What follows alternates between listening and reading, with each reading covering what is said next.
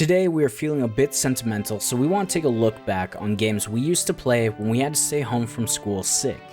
And to help us on this video, Haro's gonna be joining in, giving us some of his nostalgic games from the past as well. And let us know in the comments the games you guys play when you're feeling a little down. Alright, so a game that made me happy as a kid when I was sick at home was Star Wars Battlefront 2. Now, I played the first Battlefront, and this game just took everything that the first Battlefront did and just made it that much better. It added space maps, it added heroes you could play as, it added brand new game modes, it added so much more, and it just made me so happy as a kid because I played a lot of Battlefront, and then all of a sudden this game comes out and just blows my socks off. I spent a lot of time with my brother just basically making the best strategies possible to win as quickly as you can, both on ground and on space, and oh, so much fun. But the icing on the cake of it all is it added a brand new game mode called Assault on Mos Eisley. This is where you get to play as the heroes or villains and just have an all-out brawl in the middle of Mos Eisley. Just, it's chaos. You could be Count Dooku shooting lightning at, I don't know, Chewbacca, or you could be Han Solo blasting the hell out of Darth Maul. It was so much fun, and it made me so happy as a kid. And to this day, I still play it, and I'm so glad they added the multiplayer back to the Steam servers. The second game I'm going to be talking about is a game that's a little on the cheating side, but I'm like it, and it's very near and dear to my heart, and that is Undertale. Undertale is a very simplistic game with a bullet hell style of gameplay, but it's not so much reliant on its gameplay, so much as it is reliant on its story and characters. The characters are so well written that I find myself interacting with the characters more often than I find myself interacting in battle. Now, it's best played blind, so I'm going to stop talking about it right now and just tell you to go buy it and play it blind as well if you haven't already done so, and you're going to have a great time. Oh, and it has Sans. Everybody loves Sans.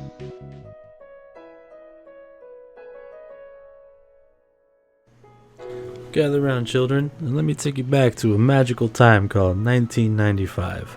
And I know it seems like a myth to some of you, but it existed long before things like the internet, Netflix, and quarantine. We had single-player games. That's right, children. The friends you had before Xbox Live or NPCs. It was a different time. But back to the point. The game Chrono Trigger is an RPG in which a cast of adventurers have to team up to defeat the evil Magus whom is out to destroy Lavos, but Lavos is also kinda bad. Before I get into that whole mess, let's talk about how you meet your party. You're Chrono, and you're off to the fair to meet your friend Luca, who's an inventor. When she's showing off her new invention in the town fair, it's a teleporter, just in case you didn't know. It sets off a reaction when the girl that volunteered tried this out. This girl also joins your party. Her name's Meryl. Did you find out she's a princess? Yeah, the story goes kinda deep. But the pendant that she had when the teleporter Luca built created a time portal. Yeah, deep. In which you start your adventure. Now, I'm not into the whole writing a review thing. I'm just here to tell you the story of something crisp, with multiple endings, boss fights, puzzles, and an absolutely amazing cast of different characters and heroes that you'll find along your journey. You will find yourself getting lost in the adventure and forgetting all the ills in the world for even just a few hours. This has always been a game that has kept me grounded when I thought I was losing grip, also taught me a lesson or two in honesty, bravery, and friendship. It's kind of weird to say, but this is one of the games that have helped me become me. Another title would have to be Metal Gear Solid. On your mission briefing, you're dropping in on Shadow Moses.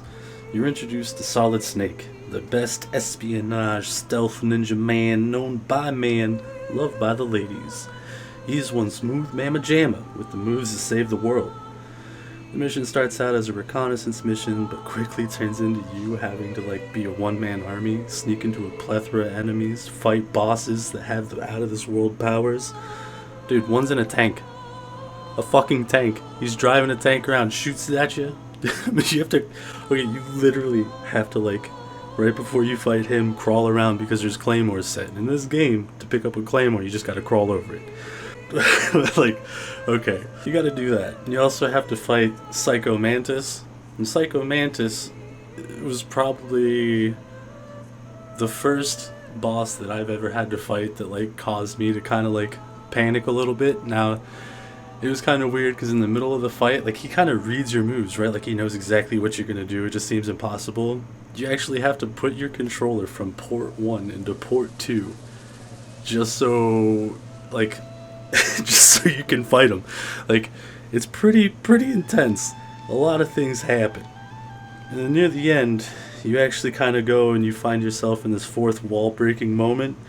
And it's like the colonel calls in. He's telling, like, he's reading off your memory card of like games that you played and like trying to convince you to not play any more Metal Gear. Had me freaking out when I was a kid. But that's not even the best part. The final boss, Ray, when you have to fight Ray, fucking Gundam Ray.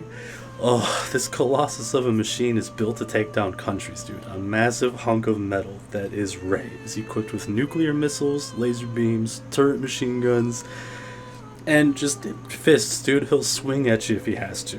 When you have to go up against this thing and you're standing at its feet, just mono e Gundamo, like, it's intense. It's probably one of the best feelings I've ever had winning a video game. It just being young and outside, it's such a good moment. I don't know. There's so many more titles that I could even go into, but I would have to say these are my two top picks. I would play these titles numerously over the years I've spent on this planet, and I've learned one thing. So these pieces of art have allowed me to forget the pain and nausea of being sick, and even illnesses that are hard to talk about. The escape that these titles have provided me over the years have helped me more than I can put into words, and I just want to say thank you, video games, for helping me feel a little bit more normal than I ever could in my everyday life. When I was a kid, I didn't like going back and replaying games. So what I would do is I'd always go on to Game Post, and it was a Flash game website. I'd go to the upgrade section because I always loved the idea of improving whatever you're doing, just becoming stronger. I went to EB Games, or GameStop in America, and I found a game that just caught my attention immediately. It was Dynasty Warriors Gundam 2. It was a hack and slash where you could be the strongest person on the field. You'd be an ace pilot in a war of normals.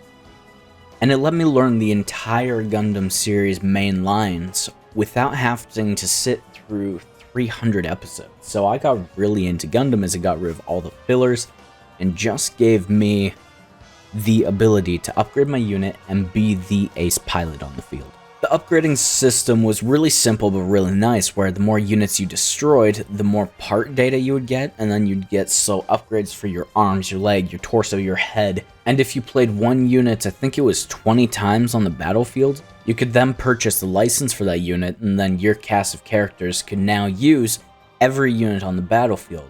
You took your time to upgrade everyone individually, and now you've earned any pilot using any unit. That means you can have your favorite character if it's Shin Asuka piloting, I don't know, the High Nu Gun or something, and I just love that idea. The second game on my list is one that I still go back to today. I want to play the start of the game for you guys here quick, just for an idea of the atmosphere.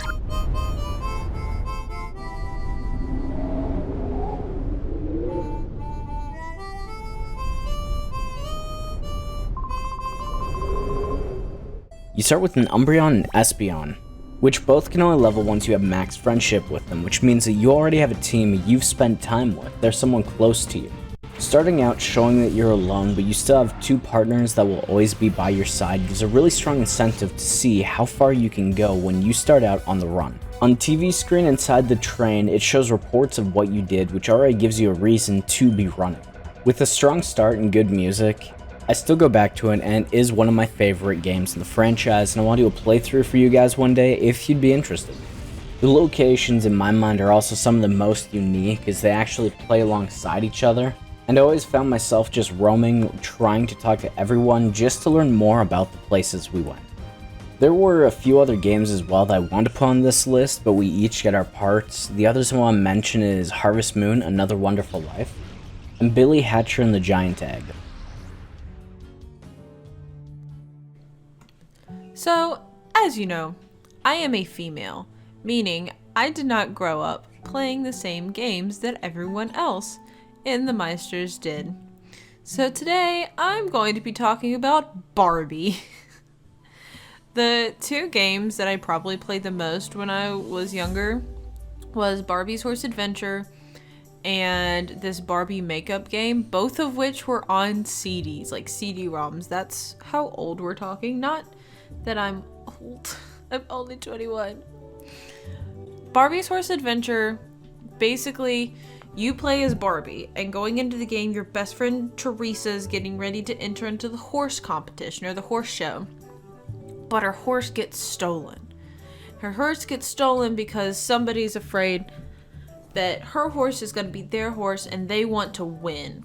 So you go throughout the game and you have to complete all these little puzzles and different like mini games basically to try to find clues to help find Teresa's horse. And then along the way you collect these bags so that you can decorate the little winning circle at the end. It was really fun. I played it so many times as a child, like probably daily. And then if you want to see any gameplay of that, I have streamed the game before. It took like an hour to finish the whole thing. The other game that I played all the time was the Barbie makeup game. It's basically just like all of your other makeup games that small girls play. You go in, you get to put eyeshadow and lipstick and change their hair and their hair color. And it was just a really entertaining game to play as a child. Like, I would take it to my grandparents' house all the time when I would go to visit them. And I would play it there just so that I would have something to do. But yeah, those are pretty much the only two games that I played, or that I played the most. I did play a lot of like online browser games. Like, I would go on mini clips all the time and play on there, but I'm definitely more of a gamer now than I was back then. So back then it was mainly Barbie games. Alrighty, here I am. It is I, Gingy. I am here to talk about games I used to play when I was a kid. Whether it was sick days, rainy days, happy days, sad days, days I needed to escape from reality. I used to play Super Mario World a lot. It gave me a lot of comfort and was honestly one of my favorite games growing up until my Super Nintendo broke. Once my Super Nintendo broke, I had to move on to another game, which I will mention in a bit. But first off, Super Mario World. Great design, colorful, super fun, good Mario game. Honestly, probably top 3 for me, and I enjoy it to this day. As for my next game, I used to play the Impossible game on the Xbox 360 arcade, and oh, let me tell you, great soundtrack.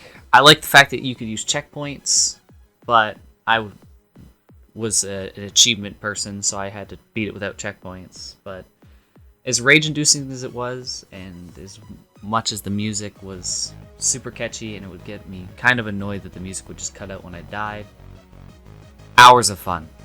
Honestly, couldn't have made it through my childhood without either of these games. I love them dearly.